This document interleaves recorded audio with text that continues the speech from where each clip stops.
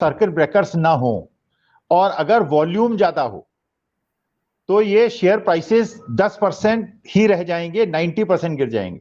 जो हिंडनबर्ग ने कहा है कि 15% इसकी वैल्यूएशन की कॉस्ट है, 85% तक गिरेंगे, क्योंकि एक तो सर्किट ब्रेकर्स हैं और क्योंकि फ्लोटिंग स्टॉक्स नहीं है, इसलिए शेयर बहुत ज्यादा नहीं कर रहे हैं, पहली बात। दूसरी बात यह है कि अगर आपके हाथ में एक गर्म तवा आ जाए, आपके हाथ में, आपका हाथ गर्म तवे में पड़ जाए तो आप क्या करेंगे? नेचुरल फिनोमेना है कि आप उसको, तवे को छोड़ने का प्रयास करेंगे। लेकिन मोदी जी के साथ समस्या यह हो गई है कि इस गर्म तवे को वो छोड़ना नहीं चाहते, उसको पकड़े हुए हैं, इसलिए उनका हाथ जल रहा है, इसलिए देश की जो आर्थिक स्थिति है उसका हाथ जल रहा है।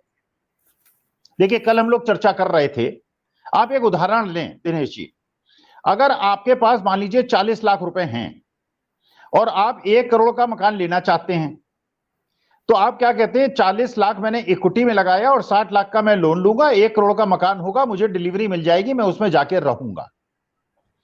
अगर 40 लाख का पैसा लगाने के बाद 60 लाख का लोन किसी वजह से बैंक आपका कैंसिल कर दे, तो आपका ना तो मकान कंप्लीट होगा और आपके 40 लाख भी चले जाएंगे और कैश फ्लो से उस पर कोई अंतर नहीं पड़ेगा।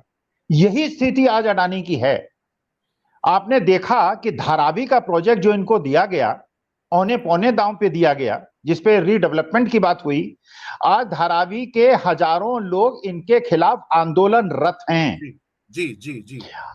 अगर आपका कैश फ्लो नहीं होगा, अगर आपके पास पैसा नहीं आएगा, अगर आपको डेट में पैसा नहीं मिलेगा और इक्विटी में पैसा आप नहीं रेस कर पाएंगे, तो इन इंफ्रास्ट्रक्चरल प्रोजेक्ट्स को आप कंप्लीट कैसे करेंगे? और अगर इन प्रोजेक्ट्स को आप कंप्लीट नहीं करेंगे तो जो आपने ऑलरेडी पैसा उसमें लगा दिया है, वो पैसा क्या नहीं डूब जाएगा? अब मैं दिनेश जी, एक अगर आपकी अनुमति है तो एक चीज बताता हूं, ये ब्लैक मनी जनरेट, खैर आप लोगों को पता होगा लेकिन मैं अपनी तरफ से बताता हूं। ब्लैक मनी जनरेट इंडस्ट्री कैसे करती है? अंडर इनवॉइसिंग से, ओवर इनवॉइसिंग से।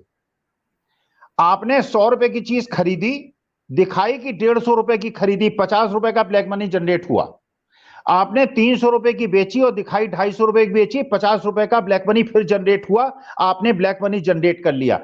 ये तब तक समस्या थोड़ी सीमित होती है जबकि सीमेंट बनाने वाला दूसरा हो और सड़क बनाने वाला दूसरा हो और इमारतें बनाने वाला दूसरा हो। अब तो अडानी जी के पास सब कुछ है, सीमेंट भी वही बनाएंगे, सड़कें भी वो बनाएंगे, डैम्स भी वो बनाएंगे, एयरपोर्ट्स पे कंस्ट्रक्शन भी वो कराएंगे, इंफ्रास्ट्रक्चर भी वो करेंगे। इसका मतलब ये है, आप जिस कंपनी को चाहेंगे उसकी प्रॉफिटेबिलिटी को कम कर देंगे और जिसको चाहेंगे उसकी प्रॉफिटेबिलिटी को बढ़ा देंगे, अंडर इनवॉइसिंग, ओवर इनवॉइसिंग से।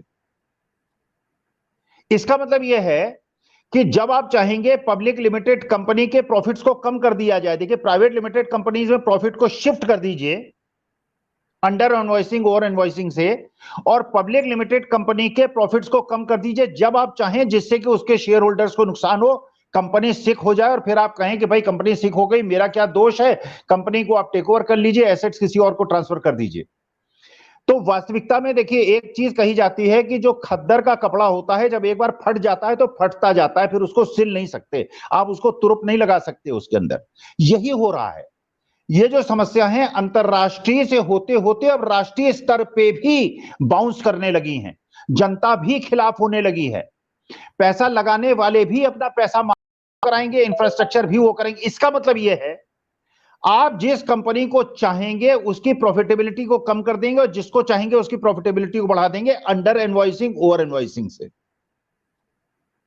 इसका मतलब यह है कि जब आप चाहेंगे पब्लिक लिमिटेड कंपनी के प्रॉफिट्स को कम कर दिया जाए, देखिए प्राइवेट लिमिटेड कंपनीज में प्रॉफिट को शिफ्ट कर दीजिए अंडर इनवॉइसिंग, ओवर इनवॉइसिंग से, और पब्लिक लिमिटेड कंपनी के प्रॉफिट्स को कम कर दीजिए जब आप चाहें, जिससे कि उसके शेयर होल्डर्स को नुकसान हो, कंपनी सिक हो जाए और फिर आप कहें कि भाई कंपनी सिक हो गई, मेरा क्या दोष है, कंपनी को आप टेक ओवर कर लीजिए, एसेट्स किसी और को ट्रांसफर कर दीजिए।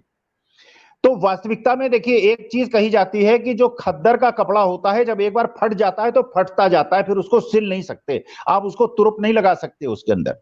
यही हो रहा है। ये जो समस्या है अंतरराष्ट्रीय से होते होते अब राष्ट्रीय स्तर पे भी बाउंस करने लगी हैं, जनता भी खिलाफ होने लगी है, पैसा लगाने वाले भी अपना पैसा मांग रहे हैं।